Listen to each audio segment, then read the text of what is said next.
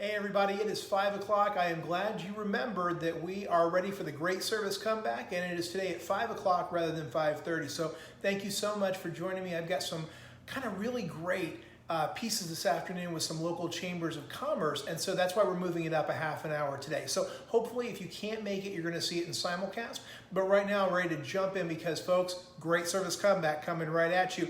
I think the state of Texas has now announced they are getting ready to open up. There is some amazing stuff from Governor DeSantis here in Florida talking about what's that going to look like. And I've actually been jotting down some of the things I've seen nationally, because what I want to talk about today, and remember, we will not be together tomorrow because we are going Monday through Thursday now, just because I know you all need to rest up, get your weekend, enjoy yourselves, and not have to worry about finding me, at 5:30 afternoon on a Friday. So, that said, this past weekend, I was out running around and I decided I was going to pick up some donuts for my family. And I thought, there's just nothing better. My nieces, they love donuts. So I was coming back from a great local place called Born and Bred. I saw the Krispy Kreme. You can't resist it. It's like the siren song when you see that big red sign, that's lit up and it says fresh donuts now, or they're hot now. So I pulled in and ordered a dozen of their classic glazed donuts and a cup of coffee.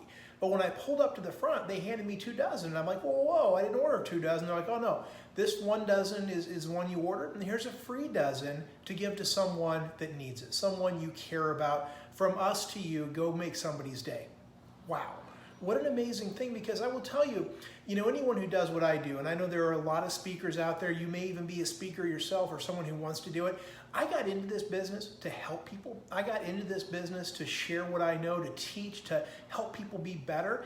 And I thought, what, when I see someone like that, like what Krispy Kreme was doing, that said, what, I want to make somebody's day better, that hits me right in the heart. So congratulations, Krispy Kreme, on making my day, and your donuts, they're delicious. So let's jump right in though with the content for today. And this is really around, with the states reopening, what is that going to mean for you? So, what rules are going to apply to you? And I think that's an interesting piece. So, for example, nationally, it could be anywhere from a 25% to a 50% reduction in the amount of folks that can be in, for example, a restaurant or a retail venue. So if you want to do the math on that, you would take your fire marshal placard probably, because that would be your max occupancy. And then you would say, what's 25% of that? So if you have 100 max occupancy, you could have 25. Or if your state is doing 50%, then you could have 50. But again, it's going to be lower to start with, so that's going to be really important to know. Places that have a queuing system, so if you're waiting in line, going to have to be 6 feet apart, so you're going to have to make sure you've gotten in there and measured that and made that work. Another thing, ample takeout may be something you want to think about. So how can you enable a drive-through, a takeout, still a curbside drop-off to keep people out of your business? Because while you want to get back open, you want to be there for people, you have to make sure you give them ample opportunity to not have to come in, to still socially distance, or again, when they do come in, making sure you have made it very, very obvious what it means to do business in the new normal in your location. So, for example, Publix here locally, they started with arrows that were just done with blue painter's tape, up and down the aisles. But over time, they've gotten more sophisticated, wrong way, this way stickers at the beginning of every single aisle. So it makes it easy to understand how you're supposed to do business. And if that isn't enough, right, to get you going the right way down each aisle, every so often I hear over the intercom, thank you so much for visiting Publix. Please note the arrows and kind of way forward down each aisle so that we can socially distance and keep everybody safe. So they've got kind of the double whammy approach going on there.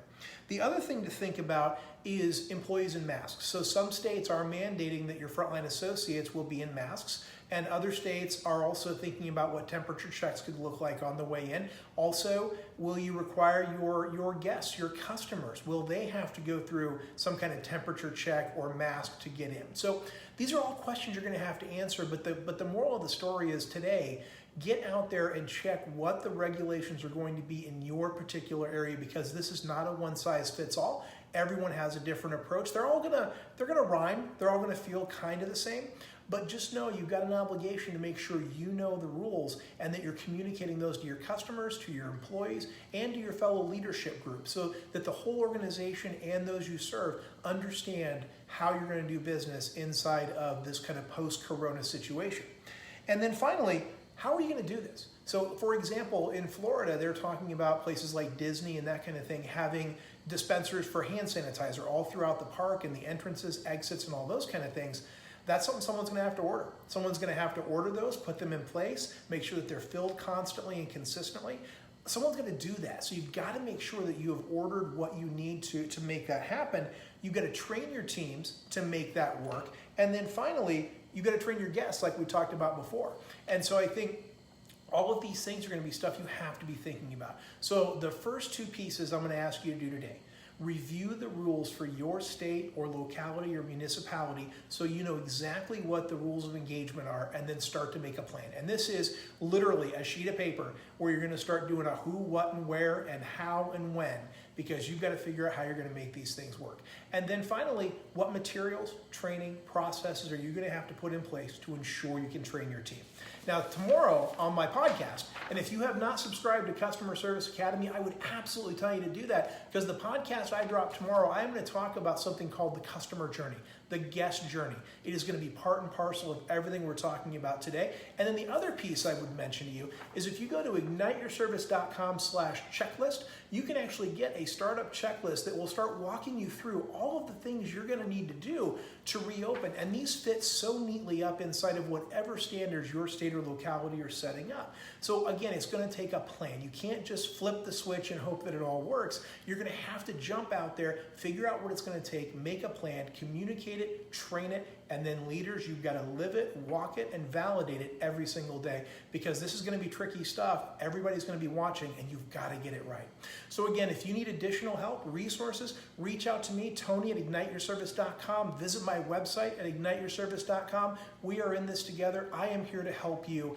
And again, I hope you have an amazing weekend. Check out those rules. We will get together again Monday, 5:30 p.m. Eastern Standard Time, because folks, it's time for the Great Service Comeback. Stay safe, relax a little bit. See you Monday.